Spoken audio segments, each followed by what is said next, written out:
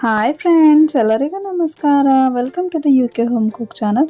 ನೀವೇನಾದರೂ ನಮ್ಮ ಚಾನಲ್ ಹೊಸದಾಗಿ ನೋಡ್ತಾ ಇದ್ರೆ ಸಬ್ಸ್ಕ್ರೈಬ್ ಮಾಡ್ಕೊಳ್ಳಿ ಮತ್ತು ಬೆಲ್ಲೈಕನ್ನ ಪ್ರೆಸ್ ಮಾಡಿ. ಇವತ್ತು ನಾವು ಮನೆಯಲ್ಲಿ ಗೋಧಿ ಹಿಟ್ಟನ್ನು ಬಳಸಿ ಎಷ್ಟು ಈಸಿಯಾಗಿ ಪಿಜ್ಜಾ ಮಾಡೋದಂತ ನೋಡೋಣ. ಇದಕ್ಕೆ ನಾನು 2 ಕಪ್ ಆಗುವಷ್ಟು ಗೋಧಿ ಹಿಟ್ಟನ್ನು ತೊಗೊಂಡಿದ್ದೀನಿ. 1 ಚಮಚ ಆಗುವಷ್ಟು ಬೇಕಿಂಗ್ ಪೌಡರ್ ಹಾಕಿ, ಒಂದು ಅರ್ಧ ಚಮಚ ಬೇಕಿಂಗ್ ಸೋಡಾ, ರುಚಿಗೆ ತಕ್ಕಷ್ಟು ಉಪ್ಪು, ಒಂದು ಸ್ವಲ್ಪ ಸಕ್ಕರೆ ಹಾಕಿ ಕಲರ್ಗೋಸ್ಕರ ಇದನ್ನೆಲ್ಲ ಚೆನ್ನಾಗಿ ಮಿಕ್ಸ್ ಮಾಡ್ಕೊಳ್ಳಿ.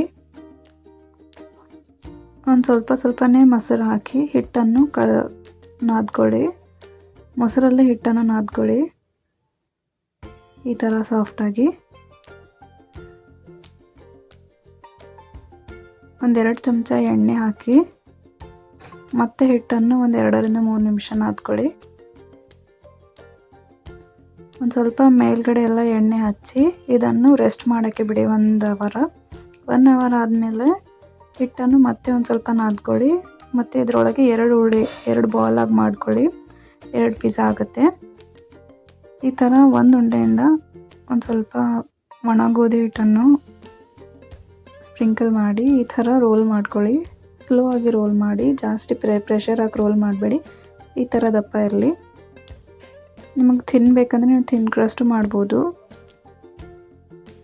ಈಗ ಫೋಕಿಂದ ಈ ಥರ ಹೋಲ್ಸ್ ಮಾಡ್ಕೊಳ್ಳಿ, ಯಾಕಂದರೆ ಅದು ಚಪಾತಿ ಜೊತೆ ಹುಬ್ಬಬಾರ್ದು ಅಂಥೇಳಿ.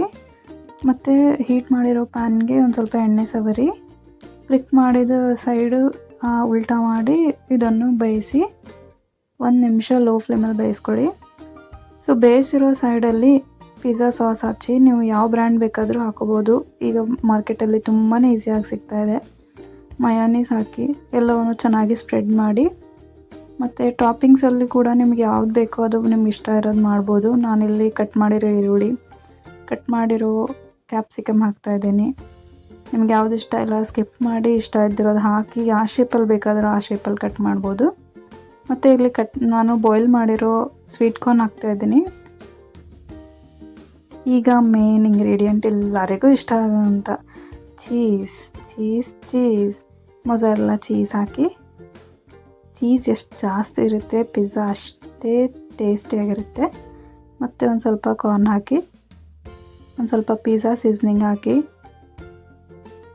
ಚಿಲ್ಲಿ ಫ್ಲೇಕ್ಸ್, ಮತ್ತು ಹೀಟ್ ಮಾಡಿರೋ ಪ್ಯಾನ್ಗೆ ಒಂದು ಸ್ವಲ್ಪ ಎಣ್ಣೆ ಹಚ್ಚಿ ಮಾಡಿರೋ ಪಿಜ್ಜಾ ಅದರೊಳಗಡ್ರಿ ಲಿಡ್ಡನ್ನು ಕ್ಲೋಸ್ ಮಾಡಿ, ಆ ಹೋಲ್ ಕೂಡ ಕ್ಲೋಸ್ ಮಾಡಿ, ಯಾಕಂದರೆ ಹೀಟ್ ಹೊರಗಡೆ ಬರಬಾರ್ದು. ಲೋ ಫ್ಲೇಮಲ್ಲಿ ಇಟ್ಕೊಂಡು 4 ರಿಂದ 5 ನಿಮಿಷ ಬೇಯಿಸ್ಕೊಳ್ಳಿ. ನೋಡಿ, ಪ್ಯಾನ್ ಏನಿರುತ್ತಲ್ಲ ಅದು ತಡ ದಪ್ಪ ಇರಬೇಕು, ಇಲ್ಲ ಹೊತ್ತೋಗೋ ಚಾನ್ಸಸ್ ಇರುತ್ತೆ. ಪಿಜ್ಜಾ ನೋಡಿ ಎಷ್ಟು ಚೆನ್ನಾಗಾಗಿದೆ ಕೂಡ, ಬೇಸ್ ಕೂಡ ಚೆನ್ನಾಗಿ ಬೇಯ್ದಿದೆ. ಈ ರೆಸಿಪಿ ನಿಮಗೆ ಇಷ್ಟ ಆದರೆ ಲೈಕ್ ಮಾಡಿ, ಶೇರ್ ಮಾಡಿ ಮತ್ತು ಕಮೆಂಟ್ ಮಾಡಿ.